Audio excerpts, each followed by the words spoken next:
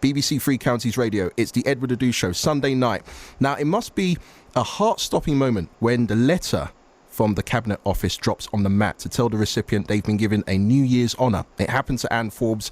Anne is a retired teacher from Hertfordshire who received a gong for her work with a school in Uganda. And Anne joins me on the line now. Happy New Year, Anne. Happy New Year to you too. And I'm right with you on James Brown, by the way. Are you? Do you like James Brown? Oh, fantastic, yeah. Can you do the James Brown moves?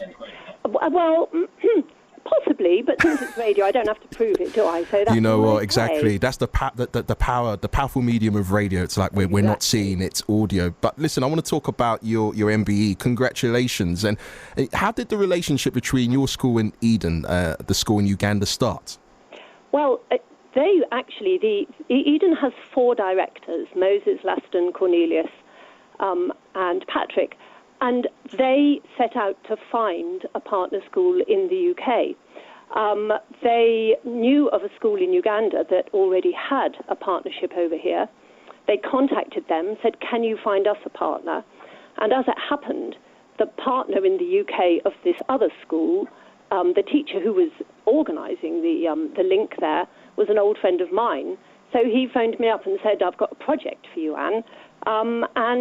And it began. So Moses, the head teacher at Eden's, wrote to me. I wrote to him a few times, got to know each other by letter, because this was back in 1999. Then I went out there, met him, met the 4 of them, saw the school, sort of a complete, how much was needed. Had a great time, taught some science lessons, did some lessons about life in the UK and so on. And thought, well, this is going to be brilliant. I'm going to really enjoy doing this. Came back, and then, of course, it's not just me. My school, Herts Essex in Bishop Stortford, was so positive about it that I needed their support, because they were essentially saying, yes, we will set up a link with a school in Uganda. And then we did it through the British Council. Back in 1999, 2000, that time, the Labour government then had a north-south linking programme, or was very keen on north-south linking with the British Council, so we got a grant from them and kind of began it from there, yeah. To kind of paint a picture for me, what does the school like, what's the area, and, what's the kind of the general vibe? Because, you watch those programs on, documentaries, and everyone has their perception of what, a typical African school looks like. But I just want you to kind of paint that picture for me. Right. Well, the picture now is very different from the picture then. So the picture then was some really grotty buildings with dusty floors, very wobbly floors. They weren't. When you sat on a chair, you would never have all 4 legs on the ground at the same time, and very cramped as well.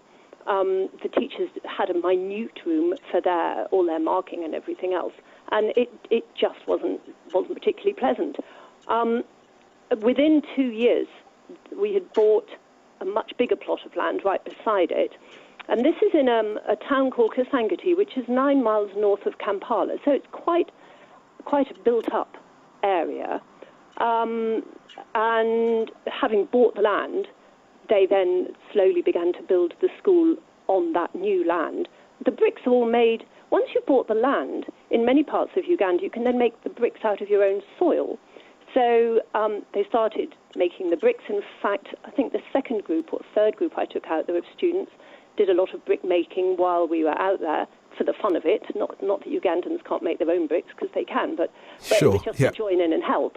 Now, it's actually quite a unique school. The 4 directors are real visionaries, which is one of the reasons it's been such a good partnership. Obviously, it isn't just driven by us.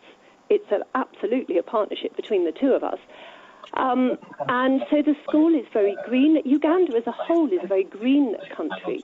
I think people's perception of Africa is so often driven by scenes of desperation rather than scenes of beautiful countryside and appeals and what people. you see, or what you see on TV programs. I know.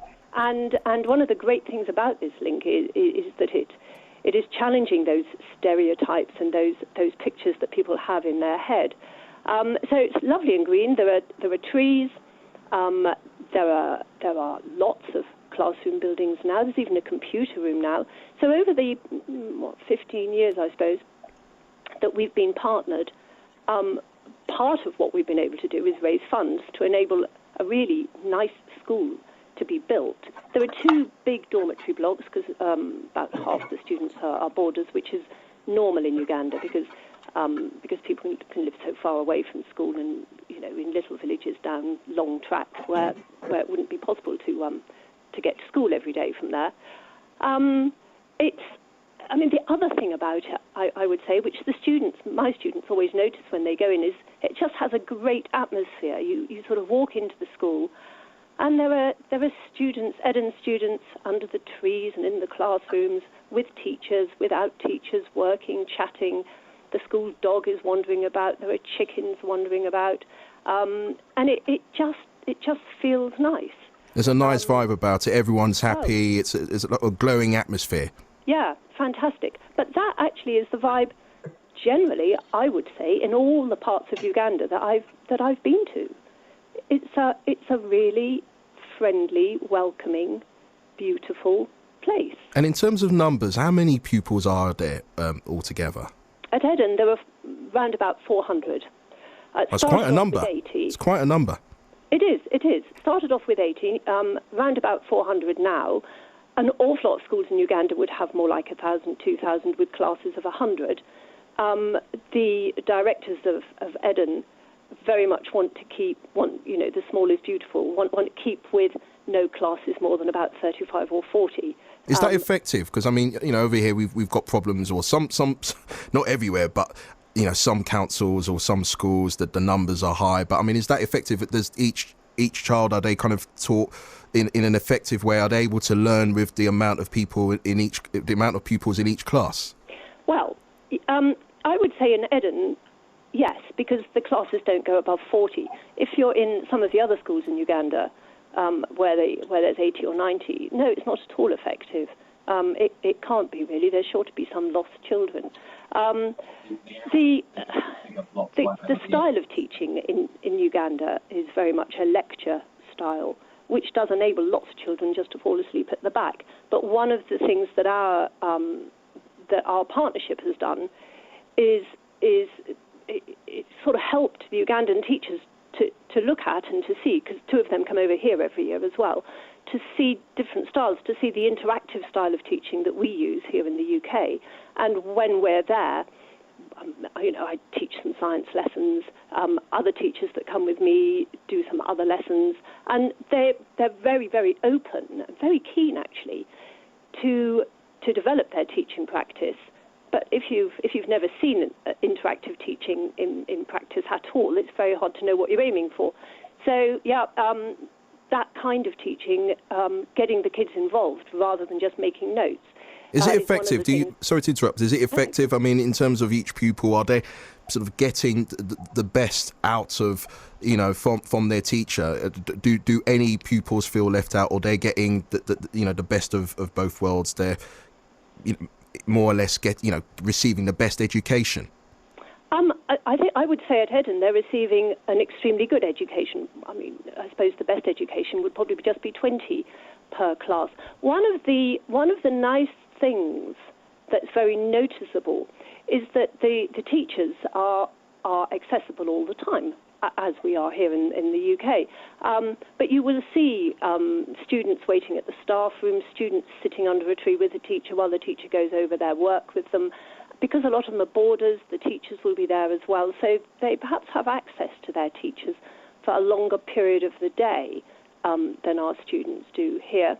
They're getting very good results. They call them O-levels, so our GCSEs, and their results are very good. Last year they all passed in all their subjects at Eden, so that in itself really speaks for it. A lot of them go on to do A-levels, and a lot of them are now going on to university as well. We've been partnered with them for 15 years, so there are some great success stories of people who've been through university and now have really very good jobs. So there's great results coming through. There's great results. Yeah. Good results. And in terms of the education system in Uganda, is Is it effective, or is there room for improvement? Do they need to kind of be doing more stuff and, excuse me, more partnerships similar to what you've done there? Oh, well, if every school could be partnered, that would make a huge difference. Roughly half the schools in Uganda are government schools, and the other half are private schools. But private schools are not as they are in this country. Private schools often have very low fees. The government schools, because secondary education, if I just deal with secondary at the moment, secondary education is now free in Uganda. It wasn't when we were first there, but now it is free. Everybody is encouraged to go to secondary school, but this is why there are classes of 100. A friend of mine who teaches English in a government school in Uganda has 200 in his A-level English class, and he says it's virtually impossible to teach them. And one of the sort of problems or issues with the Millennium Development Goals in 2000 was to get every child to school. Well, Uganda has made that possible, but the standard of teaching has therefore gone down hugely, whereas some of the private schools are very expensive, and you'd expect them to perhaps do better. But a lot of the private schools for relatively poor children, like Eden, which are partnered with schools like Herts and Essex and therefore receive extra funding essentially from us, are managing to deliver a quality education in spite of some of the difficulties, I suppose. So, in Uganda, 50% of the population is below 15, so that's a huge number of children in need of education. It's a huge number, and in the next, say, 5 to 10 years, could you see the bridging the gap, sort of the private and all the other sectors, in terms of the level of education provided? Do you think it will be more or less the same? Only if more money can go into education in Uganda. But the more schools that partner with schools in Uganda and other countries in sub-Saharan Africa, the better the education will be, because it isn't just providing funds, it's providing experience. It can be providing equipment. One of the key areas perhaps where countries like Uganda are falling behind is in science, because you need equipment to teach science, and you need to be really and I'm a science teacher, you need to be really up to date with DNA technology and the like. If you're not, as a country, you're just not going anywhere. So one of the things we've been able to do is to help to provide science equipment. We've provided computers, because again, if you're not computer literate, you're lost. Got problems. Really? Yes, of course. So the students take when we went this summer, each of them had a second-hand laptop in their suitcase, and that was 15 laptops in the computer lab there, set up by the time we left, with the Ugandan students working on them. So, yes, if every school in Uganda was partnered with a school in the UK, it would make a massive difference. Of course. And a huge difference to the schools here in the UK as well, because it's not a one-way thing at all. Yeah, no, for sure. How did you feel when you found out that you were going to be honoured with an MBE? What was going through your mind? Oh, crikey. Well, when I got the letter which said Cabinet Office Private and Confidential, I just thought I must have done something wrong. I just didn't quite know what. Well, did you think it was a practical joke from a close family friend? Yes, which is not out of the question. But, you sort of read it, and then you think, I must have got this wrong, and then you have to reread it, and then it just gradually sinks in, and then you just think, crikey. And then it says, but you're not allowed to tell anyone, because the first thing you want to do is go and tell somebody. And but you can't. You can't. So, and then it says, will you accept it or not? And you think, well, yes. And so, yes, it is quite a shock and quite a surprise. And then you have 5 weeks of, I told one or two people, because I sort of wanted to find out why I'd got, where it had come from. Yeah. But then when it's actually out, and then when you're out shopping in Bishop Stortford and see your face on the front of the local paper, it's all a bit, oh, crikey, let's get this week over and done with quickly, really. But it's a proud achievement. You know, you've done something great. You know, all your work there. You know, with the schools and everything. I mean, it's something that anyone will be proud of. And I suppose when you're told, oh well, you can't tell anyone, it's that moment of thinking, gosh, but this is exciting. This is great. Yes, it is. It's very exciting. It really is, and it's been quite wonderful actually to have so many congratulations from so many colleagues that I've worked with, people who've been to Uganda. The actual teachers in Uganda are beside themselves because they absolutely love the Queen in Uganda, and so the fact that I'm on the Queen's New Year's Honours list is, oh my word. So yes, all extremely exciting. What's next? What are you going to be doing? Is there another project, another challenge ahead for you? Well, no. I mean, sticking with Uganda, with Eden High School, I'll be going back out there again in March because I made it into a charity about 4 or 5 years ago. There were lots of students at Eden High School who are sponsored by people here. Nearly 40 students whose fees are paid by people here. So I go out at least once a year to see how those students are going. We're fundraising at the moment. The one very good friend of Herts and Essex and of Eden funded the purchase of 10 acres of land about 2 hours' drive away from Eden, so they can have a farm to grow their own food, because there are times when food's really expensive in Uganda and difficult to get hold of. And then another good friend who knows about the charity has just funded the building of the farmhouse there, so that's being built over the Christmas holidays. Student trips from Herts and Essex will still go there. They go every single year, and the students just love it out there. And that's being led by another colleague at Herts and Essex this year who came out to Uganda 2 years ago and has, in fact, been working in Uganda for the past year. And is back in Herts and Essex now. So there's lots of projects lined up, and it's great that you keep that link, between the school in Herts and and with Uganda, because I think that's the major thing, to keep the link together. Yes, absolutely, and we've got links with primary schools as well now. There are primary schools in Uganda linked with primary schools in Bishop Stortford. There are primary schools in Uganda that now have their own water and their own electricity, and another one having its own main hall built, all because of links with people here. So it's spreading, and and we're a colleague at Herts and Essex who's going out there this year is trying very hard to increase the number of primary schools that are linked. So these things spread, and although there's perhaps a bit hard work to do and to keep going, there's such good fun to do. You get so much out of it. And, I mean, I don't know how many people are listening. I'm sure there are millions listening. But I would tell everybody, if you've never been to Africa, Uganda's a good place to start. Go. It's a fantastic place. And we're going to follow your lead, and it's a pleasure speaking to you, and congratulations on receiving the MBE, and Happy New Year. And Thank you very much. We need more people like you out there just doing it, because I'm sure if we all did that, I'm sure there'd be more great schools, there'd be more equipment.